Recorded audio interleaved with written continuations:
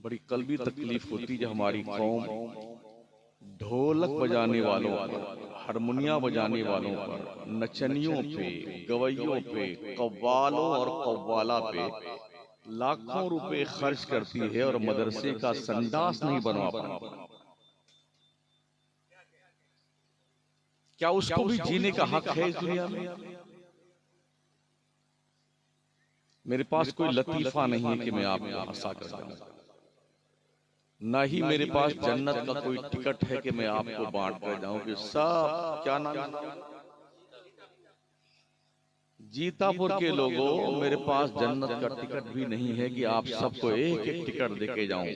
Third AC वाली bogie तुम्हारे लिए है, फर्स्ट एसी वाली तुम्हारे लिए है, मेरे पास वो भी नहीं। जो कौम हर दिन सोते सोते इस खौफ से गुजारती हो कि सुबह खैरियत से होगी या नहीं होगी, वो कौम भी इस दुनिया में बहुत ही हुल्लड़बाजी के साथ जिंदा रहती है। पूरे मुल्क की यही कंडीशन हमारे मुसलमानों की। मेले, ठेले, बाजार और कव्वाली, कव्वाला, मुशायरा, ये चौधरी साहब हैं, ये खान साहब हैं, ये फलाने साहब हैं, ये सठियाए हुए सेठ साहब हैं, ये हमारी शनाख्त और पहचान। अल्लाह कहता है या अय्युहन्नास अंतुमुल फुक़रा इलल्लाह, हे लोगो तुम सब के सब भिख मंगे हो, भिख मंगे अल्लाह के दरबार में, भिखारी। और भिखारियों को ये ज़ेब नहीं देता है कि वो टर्राते फिरे। शराफत से अल्लाह की जमीन पर रहो, शराफत से। और 3 बार अल्लाह का रिज़्क़ खाते हो ना, कम से कम 5 बार खुदा की बंदगी करके सजदे शुक्र पेश कर लिया करो अल्लाह।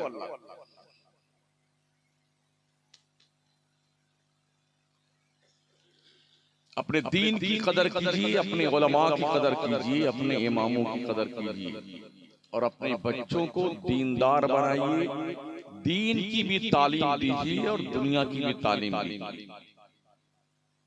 पढ़ाइए अपने बच्चों। कहीं ऐसा ना हो कि दुनिया की कौमों के बिल मुकाबिल आपका काफिले जिंदगी इतनी दूर पीछे रह जाए कि उनकी गर्दे खाक तक आप ना पहुंचे, जैसे आज हमारी कंडीशन है। मुसलमानों में सिर्फ 2% क्वालिफिकेशन है, सिर्फ 2%। तो जिस कौम में अनपढ़ की तादाद 98% हो, वो भी बड़े फख्र से जिंदा है। आज जिंदाबाद, है ना? मौलाना जिंदाबाद, शायर साहब जिंदाबाद, खतीब साहब जिंदाबाद और पीर साहब जिंदाबाद। जिस कौम की बच्चियां भाग करके गैरों से शादियां रचा रही हैं, वो कौम भी जिंदाबाद। जिस कौम के बच्चे होटलों में प्लेटें साफ कर रहे हैं, वो कौम भी जिंदाबाद। जिस कौम के यहाँ भुखमरी की तादाद बहुत ज्यादा हो, वो कौम भी जिंदाबाद।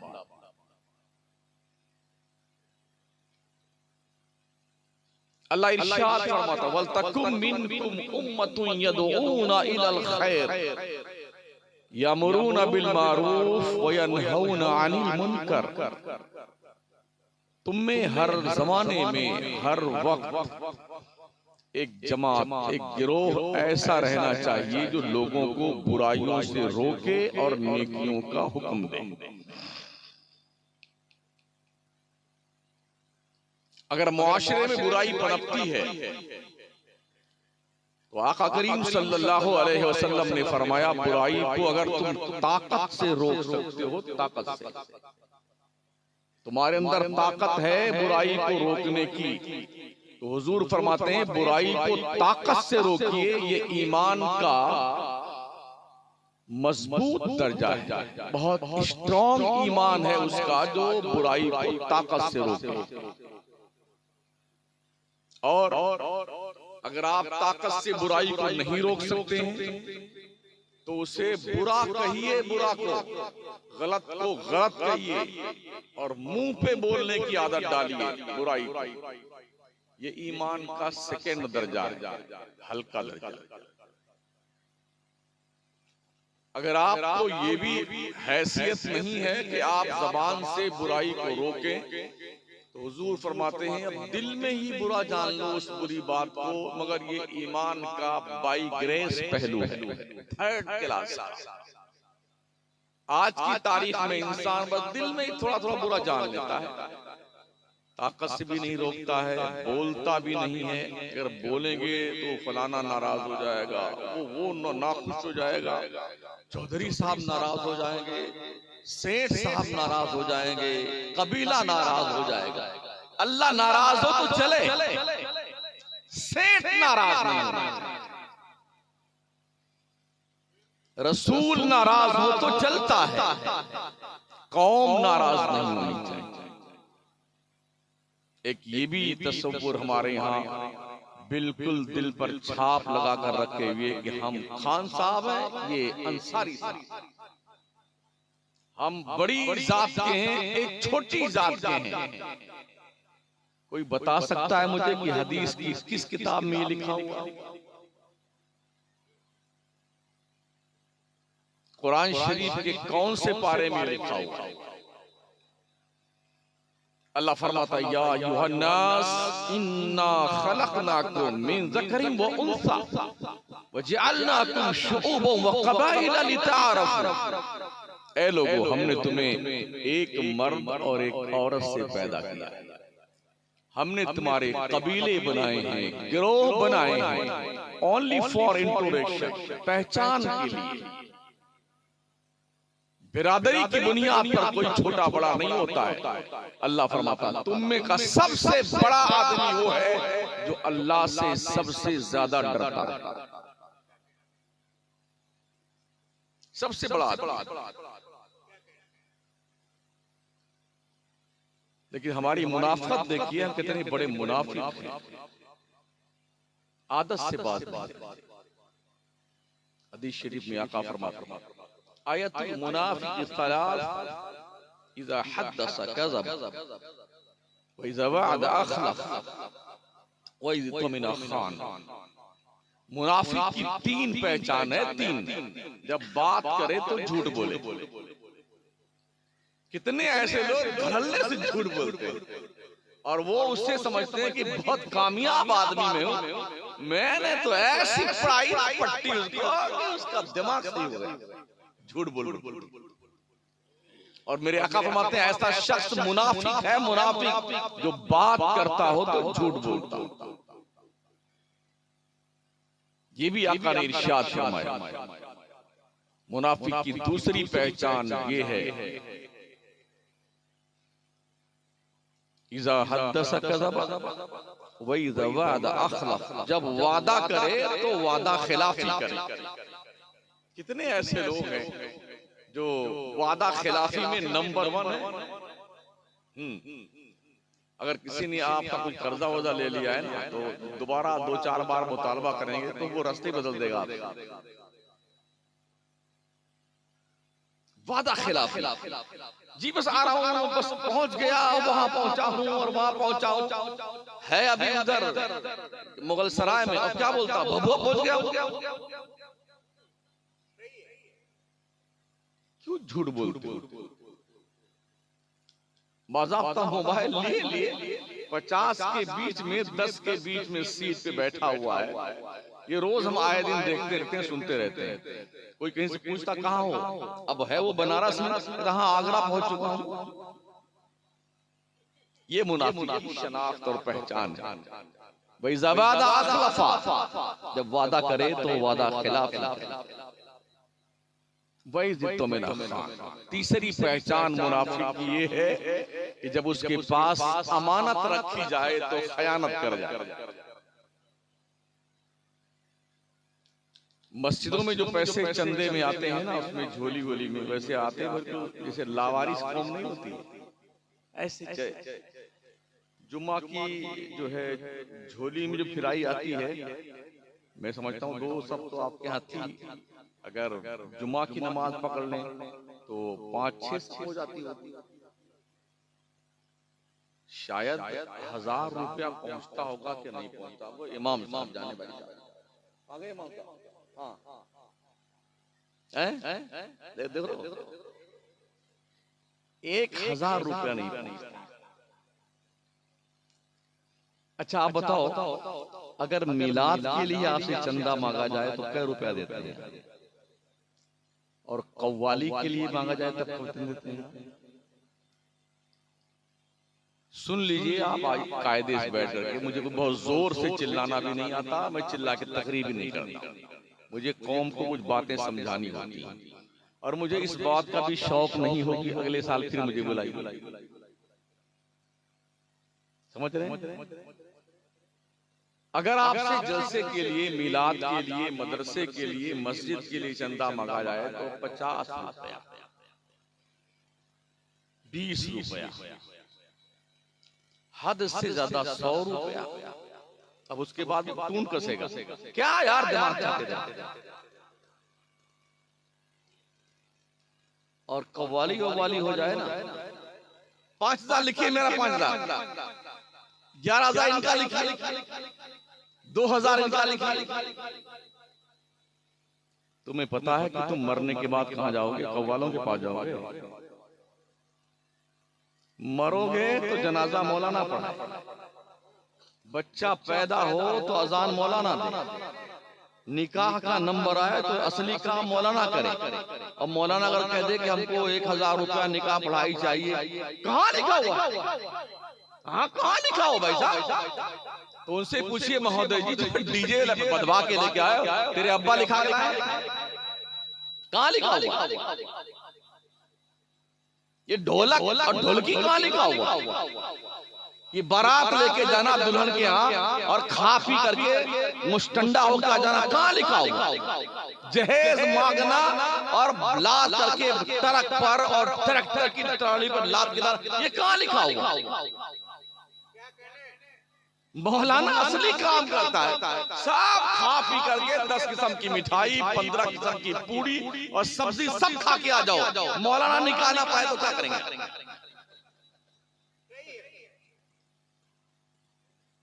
बेगम उधर बैठी है, दुल्हा राजा उधर बैठेंगे, जाओ। तो जो असली काम करता है उसे 500 रुपए, 300 रुपए, और ढोलकिया वाले को, कव्वाल को, झुनझुनिया वाले को, टुनटुनिया वाले को, हारमोनियम वाले को, ढोलक वाले को, नचनियों को, गवैयों को, डांसर को, ऐसा बेटा गड्डी का नोट लेके आता है बैंक से कड़ी यूं निकाल सठिया गया। जिस कौम के बच्चे मारे मारे फिरते हों और वो कौम अपने पैसे हलाल कमाई के नचनियों पर, हिजड़ों पे, थर्ड पर्सन इंसानों पे, गवैयों पे लुटाती हो, उस कौम को बहुत जल्द मर करके अपनी कब्र में जा करके खुदा को हिसाब देने की वक्त आने की जरूरत है।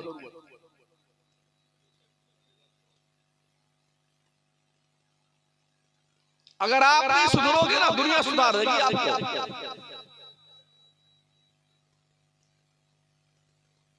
बाज़ाब्ता कुरान और हदीस मौजूद है, जब बंदा अल्लाह की नहीं मानता है ना, तो अल्लाह उस कौम पर जालिम बादशाहों को मुसल्लत कर देता है, फिर वो पूरा भुगतान करते हैं। अगर आप ये सोचते माशाअल्लाह हमारा 200 घर का गांव है, हम ही एक गांव उधर है, वो भी 250-300 घर का, हम हैं। फिलिस्तीन पूरा हम था, बगदाद हम, मुल्क शाम हम, अफगानिस्तान हम। पता है अंजाम क्या हुआ? आज की तारीख में फिलिस्तीन की सरजमीन पर हफ्ता हफ्ता भर रोटी का एक टुकड़ा नहीं मिलता है जो बच्चे, बूढ़े, जवान, मर्द, औरत खा करके जिंदगी बचा सके। उन्हें कुछ पता नहीं है कि उनके सरों पे किस वक्त बम गिर जाएगा और कब उनकी जिंदगी हमेशा के लिए खामोश हो जाएगी। हमने इराक को तबाह हाल में देखा, आज भी वहां की बिल्डिंगों पे हजारों गोलियों के निशानात हैं। मैंने आंखों से देखा। 1993 और 2 के अंदर जॉर्ज बुश एंड कंपनी जो अटैक किया था, बिल्डिंगें सब मलबे में तब्दील हो गई, पूरा बगदाद धराशायी। हम अफगानिस्तान पर सारे ही आइटम बम आजमाए गए, तबाह हो गया पूरा मुल्क। आप तो 200 घर। अगर ज़मीर मर गया है तो उसकी बात तो हम नहीं करते, मगर मैं पूछना चाहता हूं कि कव्वाली आप क्यों करते हो? मेरी कौम के लोगों, तुम कव्वालियां क्यों करते हो? इसका मुझे जवाब दो। कहां लिखा है? हदीस की किस किताब में? कुरान शरीफ में कहां लिखा? शेख मखदूम यहया मनेरी मखदूम विहार फरमाते हैं, मज़ामीर ज़िना, ढोलक, बाजा, हारमोनियम, ये ज़िना, बदकिरदारी के बराबर है। और तुम कहां ये काम करते हो? अल्लाह वालों के मज़ारों पे। शर्म नहीं आती?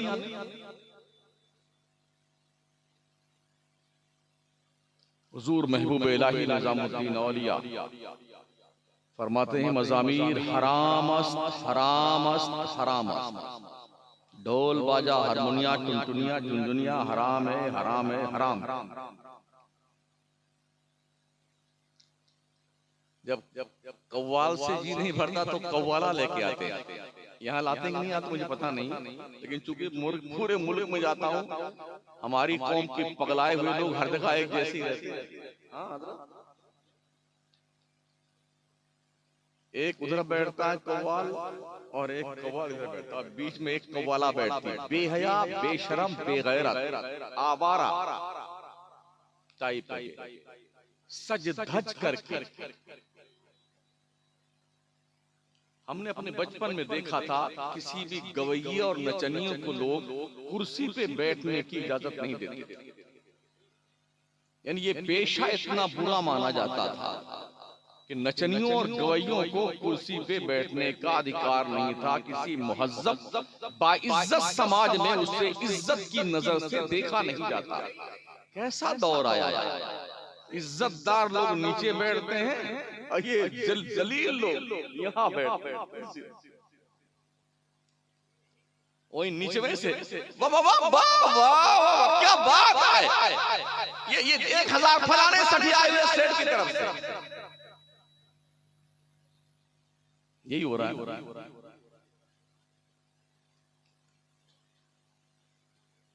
हमारी कौम को कब होश आएगा?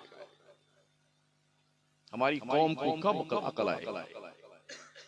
मेरा रब तो इरशाद फरमाता, मेरे बंदो, तुम मेरी बारगाह में आकर के मुझसे कुछ मांगते क्यों नहीं? तुम मेरा मकाम नहीं पहचानते? वमा क़दरुल्लाह हक़्क़ क़द्रिही, तुमने अल्लाह की कदर नहीं की जैसी कि उसकी कदर करनी चाहिए। अल्लाह फरमाता, वलिल्लाहिल अस्माउल हुस्ना फदऊहु बिहा, अल्लाह के बहुत अच्छे अच्छे नाम है, बंदो अपने रब को उन्हीं नामों से पुकारा करो। कोई परेशानी आई, मुश्किल आई, दुख दर्द मुसीबत आई, अल्लाह के बारगाह में नहीं आएगा, बाबा अरे पीस, ये सब भिखारी है उस रब के दरबार के।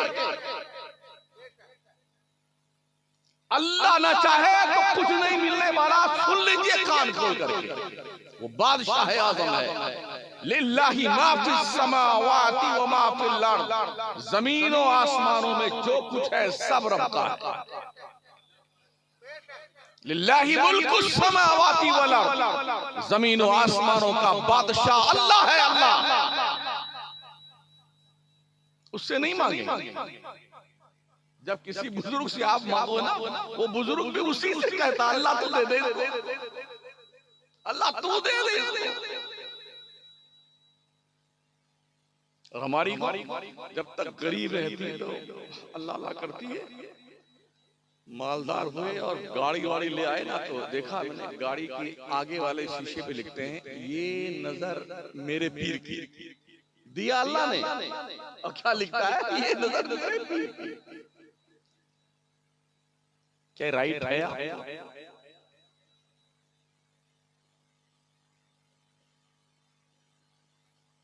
देने वाला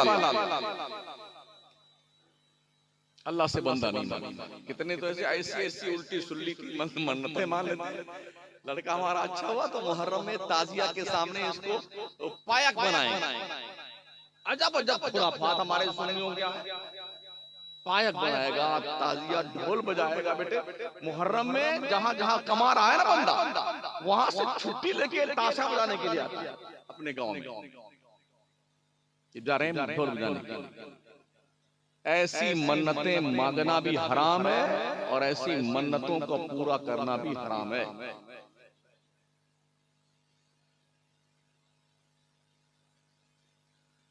कुछ तो है बाल छोड़ देंगे, फलाने बुजुर्ग के मजार पे जाएंगे, ये बाल वहीं उठवाएंगे। ये मन्नत, ये कौन सी जंगलीपन की मन्नत है यार। फातिमा ज़हरा रज़ी अल्लाह ताला अन्हा ने जब उनके शहजादे बीमार हुए थे, उनने मन्नत मांगी, मौला अगर बच्चे अच्छे हो गए तो 3 रोजा रखूंगी। हमारे माओ बहनों को ऐसी मन्नतें मांगते हुए मौत आती है,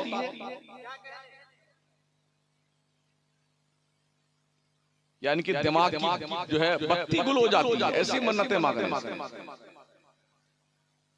क्यों नहीं ऐसी मन्नतें मांगी जाती? अगर मेरा बच्चा अच्छा हुआ तो 100 रकात नमाज़ें नफल शुक्राने की पढ़ूंगी, अल्लाह की राह में सदका खैरात करूंगा। नहीं, उल्टी सुल्टी मन्नतें। कुछ वहां बकरा लेके वहीं जाएंगे, वहीं जमा कराएंगे, वहीं पकाएंगे नट्टों की तरह।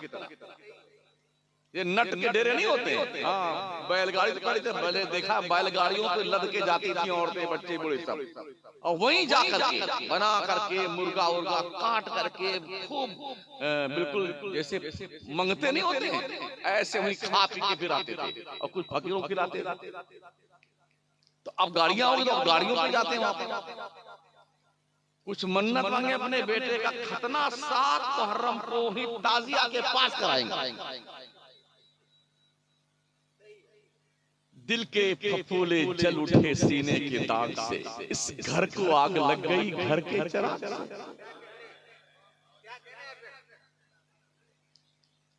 तुम्हें ढंग से जिंदगी जीने को नहीं दी जा रही है, फिर भी तुम्हें होश नहीं आ रहा। जुल्म के पहाड़ तोड़े जा रहे हैं, होश नहीं आता। तुम्हें कोई मराहत हासिल नहीं है, फिर भी होश नहीं आता है। रोज गड्ढा खोदिए, रोज पानी पीजिए, फिर भी होश नहीं आता है। अगर हमने आपने इसी को जिंदगी समझ रखा है तो ऐसी जिंदगी तो जानवर भी जीता है।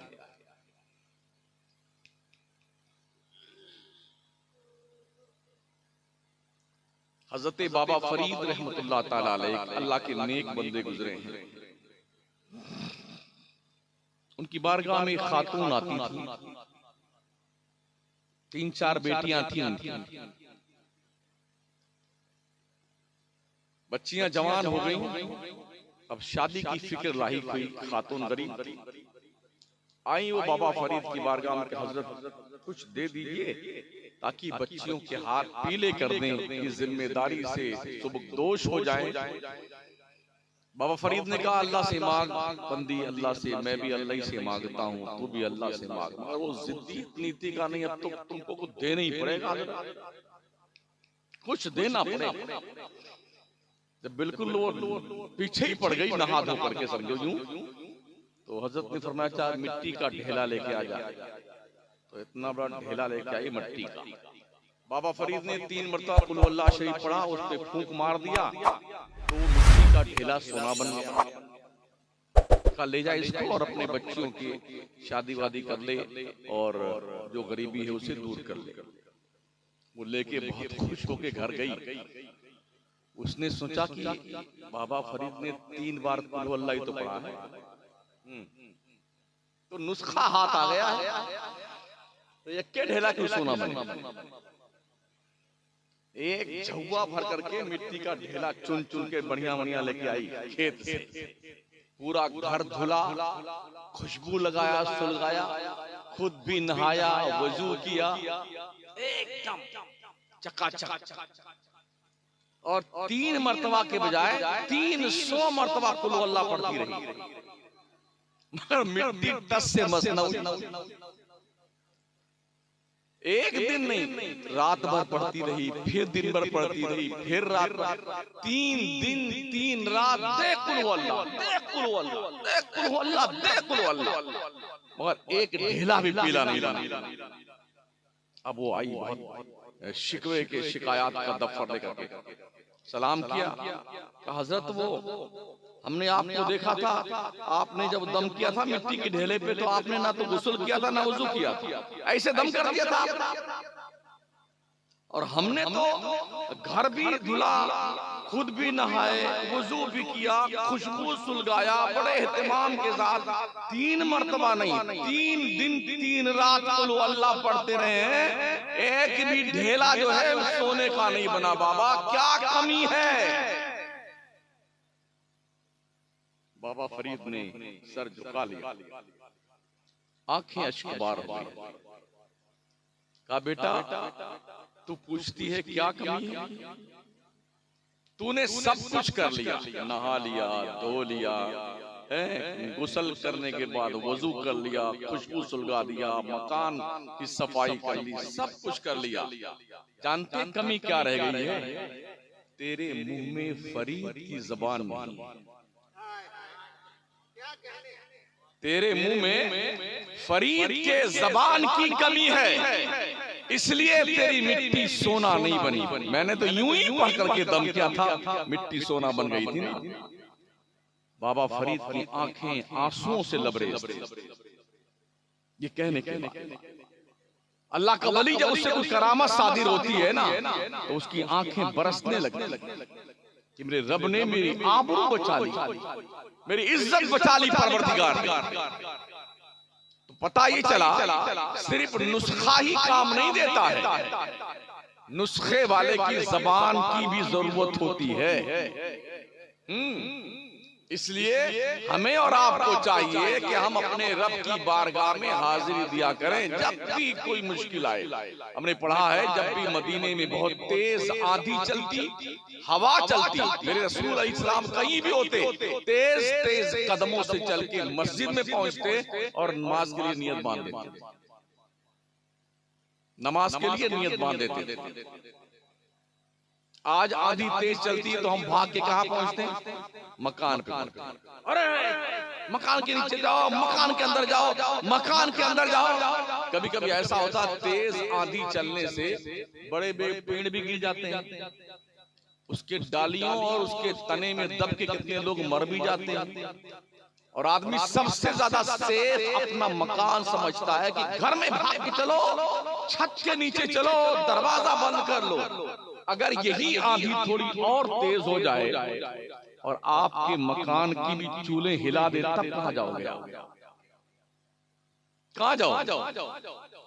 हमारा आपका मकान तो ईंट का है, सीमेंट, मोरर, बालू, लोहा लगा के हमने मकान बनाया।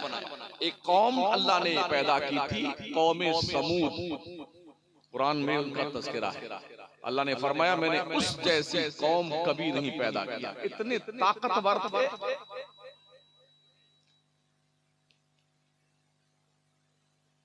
उस कौम के लोग इतने ताकतवर थे, पहाड़ है पहाड़ पत्थर वाला, ऐसे हाथ डालते और पत्थर अंदर से निकाल लेते। जिस तरह हम गीली मिट्टी में हाथ डाल के अंदर से मिट्टी निकाल लेते ना, वो पत्थर के अंदर हाथ डालते और पत्थर निकाल करके उसी में से अपना बंगला बना के रहते थे पहाड़ में।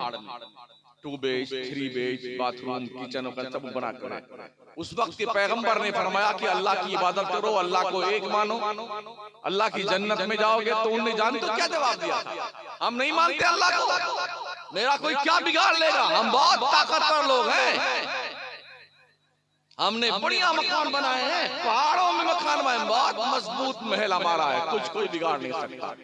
अल्लाह ने जिब्रील से कहा, जिब्रील जा जरा इनको इनकी औकात बता दे। उठाइए कुरान शरीफ। जिब्रील आए, ये छोटी वाली उंगली देख रहे हैं आप, कानी उंगली, इसका जो ऊपर का पोर है शहर के किनारे ऐसे लगाया जमीन के अंदर और पूरे शहर को ऊपर उठा लिया और उल्टा करके उस शहर को पटक दिया। उनकी बिल्डिंगें और उनके बंगले उनकी कब्रों में तब्दील हो गई।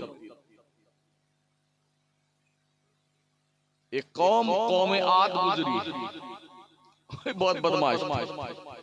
तो अल्लाह ने 7 रातें 8 दिन, 7 लयाली व 8 अय्याम हुसूमन फतरल कौम फीहा सरअ कान्नहुम आजादु नखलिन खाविया। अल्लाह की नहीं मानी तो अल्लाह ने 7 रातें 8 दिन उन पर आंधी चलाई। आंधी इतनी तेज आंधी, उनके मकान को दूसरे मकान से उठा के टकरा दिया, पहाड़ों से टकरा दिया, एकदम चकनाचूर करके रख दिया। वो ऐसे हो गए जैसे खाई हुई खेती होती है, जैसे 150 गाय भैंस नील गाय किसी हरी भरी खेती में घुस करके चर जाए, कुछ ना बचे, ऐसे ही उनका शहर कर दिया। आप किस ख्याल में, और क्या ये ज़ेब देता है हमारी खुद की बहन बेटियां, हमारी माएं, हमारी बच्चियां इस तरह से महफिल कव्वाली में जाकर के वहां पर इस हुल्लड़बाजी का तमाशा देखें? क्या मुसलमान यहां तक गिर चुका है? अपनी हुर्मत और नामूस का हमें पास नहीं है।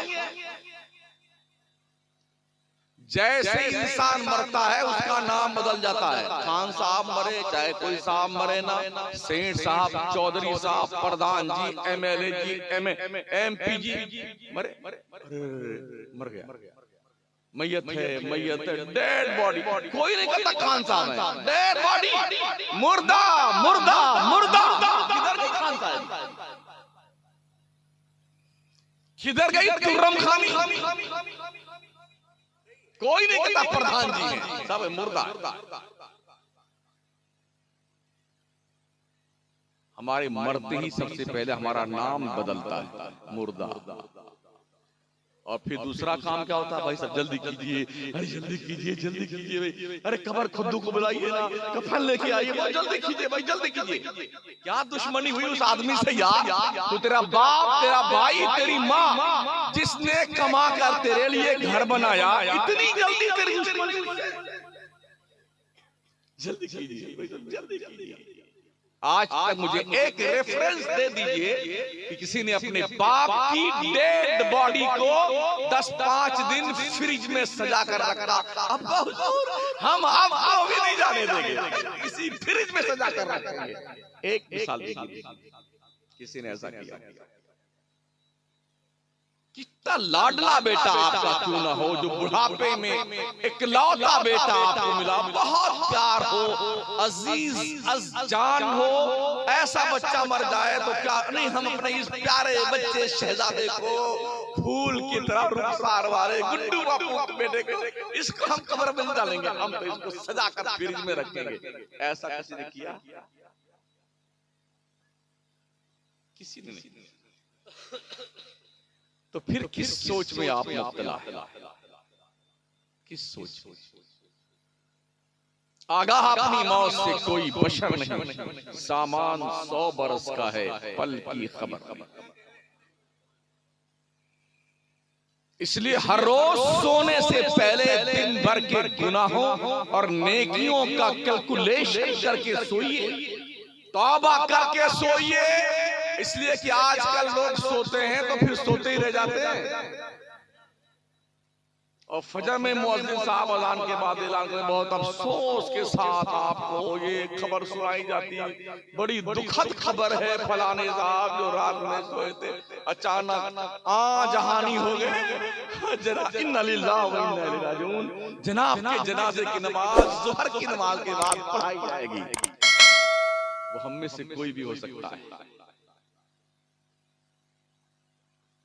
दुनिया मज़रउल आखिरा, ये दुनिया आखिरत की खेती है। अगर तुमने इस दुनिया की जिंदगी में बबूल के दरख्त उगाए हैं तो कांटों ही की उम्मीद कीजिए, इससे गुलाब के फूल नहीं मिलने वाले। हाँ, गुलाब के फूल नहीं मिलेंगे इससे।